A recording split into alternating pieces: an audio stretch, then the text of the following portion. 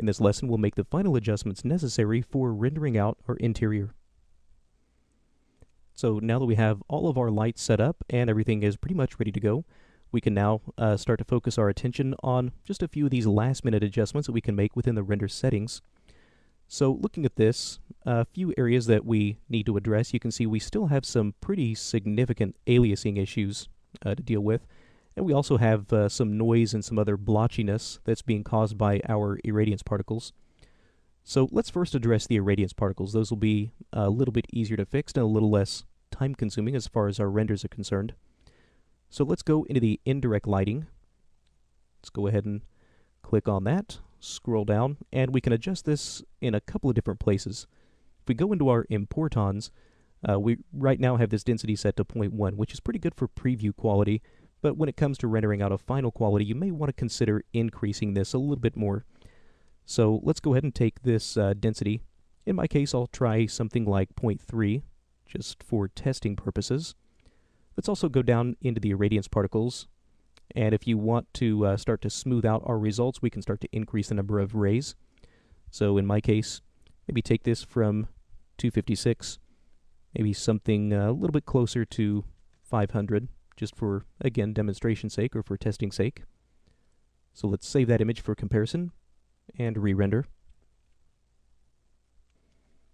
Alright, you can see once this finishes up that that's actually removed quite a bit of this noise and artifacting that we had previously, so had a lot of blotchiness in here.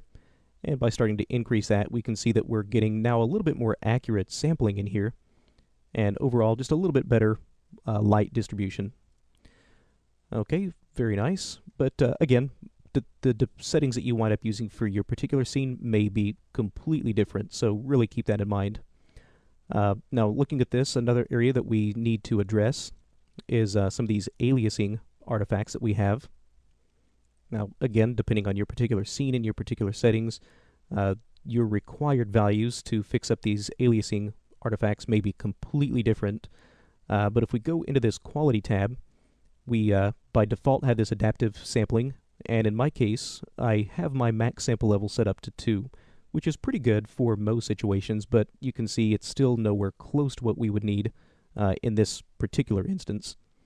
So we have a few options that we can start to take advantage of. We can try increasing this sampling a little bit more, although typically I find that once you start to increase this past a value of 3, that's really starting to unnecessarily bog down your renders.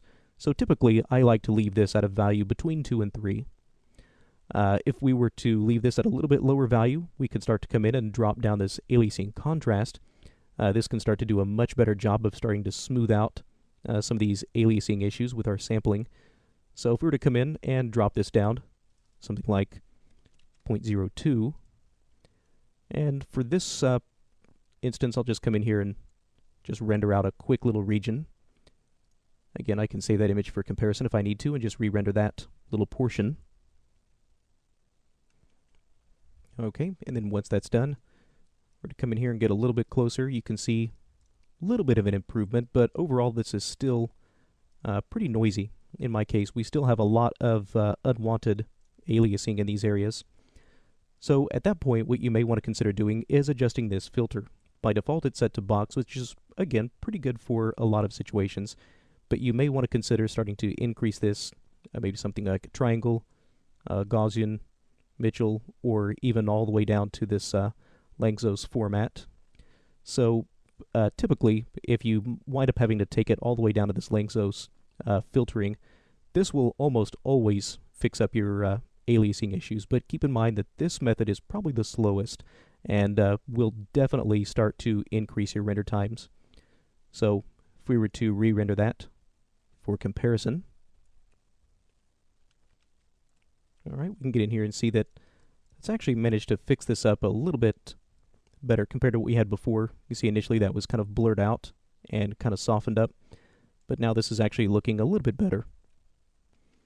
The other option that we can use as far as starting to clean up some of this aliasing is you'll see right now a lot of this aliasing is just appearing wherever we have maybe some of these details are maybe just a little bit smaller than a pixel or maybe only 1 pixel in size. So in that case, we really don't have a whole lot of information to be able to alias between. So sometimes if you want to be able to fix up some of these artifacts, one of the easiest ways to do that is to just simply increase your render size. That way you have a few more pixels to be able to blend and kind of check between. And sometimes that can help eliminate a lot of that artifacting. But if we were to go ahead and render this out with these current settings. Alright, so once that's finished up, you can start to see, compared to what we had before, you can see just some of our details become a little bit sharper and really just kind of start to become a little bit more clear. So before, a lot of these details like the panels in these cabinets really kind of pixelated and kind of disappear.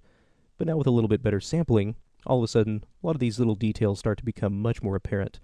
Again, another method of starting to get a little bit more detail and a little bit more ability to kind of remove some of these aliasing artifacts is sometimes to just actually increase the actual size of your render, the dimensions of your image. That way you've got a little bit more information to work with. Now, again, the final settings that you wind up using for your particular scene may be vastly different than what I use. But overall, this should start to give you kind of an idea of some of the settings that we can adjust and some of the settings that you really should be adjusting whenever it comes time to go through this final rendering process. Alright, so this will now bring us to the conclusion of this interior rendering in Mental Ray course. Now, again, as I mentioned at one of the earlier lessons, that the methods and the techniques that I've showed you through this course are by no means the only way to go about rendering an interior shot. These, again, just happen to be a lot of the techniques and a lot of the workflows that I found have worked really, really well for me in the past, but I would really, really highly encourage you to explore, experiment on your own, and see if you can find some techniques that work a little bit better for you.